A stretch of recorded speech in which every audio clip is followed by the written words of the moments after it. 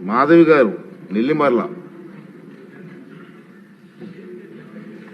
అధ్యక్ష, ముందుగా నాకు ఈ అవకాశం ఇచ్చిన మా అధ్యక్షులు పవన్ కళ్యాణ్ గారికి, అలాగే ఒక బాధ్యతగా తీసుకొని నెల్లిమర్ల నియోజకవర్గాన్ని అభివృద్ధి పదంలో తీసుకెళ్తానని అవకాశం ఇచ్చిన నెల్లిమర్ల ప్రజలందరికీ కూడా ధన్యవాదాలు తెలియజేస్తున్నాను. మా నియోజకవర్గంలో ఒక ఇంటర్నేషనల్ స్టాండర్డ్స్తో మన స్టేట్ గవర్నమెంట్ చంద్రబాబు నాయుడు గారు ముఖ్యంగా తీసుకొని ఒక ఎయిర్పోర్ట్, గ్రీన్ఫీల్డ్ ఎయిర్పోర్ట్ వస్తున్నది అధ్యక్ష.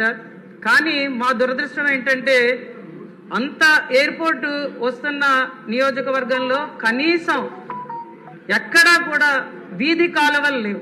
వాడుకున్న నీరు సరిగా బయటికి వెళ్ళడానికి కాలువలు లేక ప్రజలు చాలా ఇబ్బంది పడుతున్నారు అధ్యక్ష.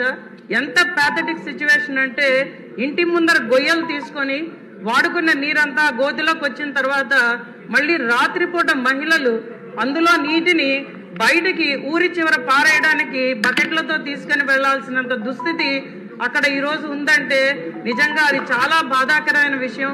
అక్కడ మహిళలందరూ కూడా ఈ మురికి నీరు రోడ్ల మీద వెళ్లడం వల్ల అక్కడ పారిశుద్ధ్య లోపం ఎక్కువగా ఉండి, దోమల బాధలు ఎక్కువగా ఉండి, అలాగే ఆరోగ్యం కూడా అంతమందికి చెడిపోతున్నది. అలాగే ఈ మురికి నీరు అనేది ఎక్కడ పడితే అక్కడ స్టాగ్నేట్ అయిపోయి ఉండడం వల్ల భూగర్భ జలాలు కూడా మాకు చాలా కలుషితం అయిపోతున్నాయి.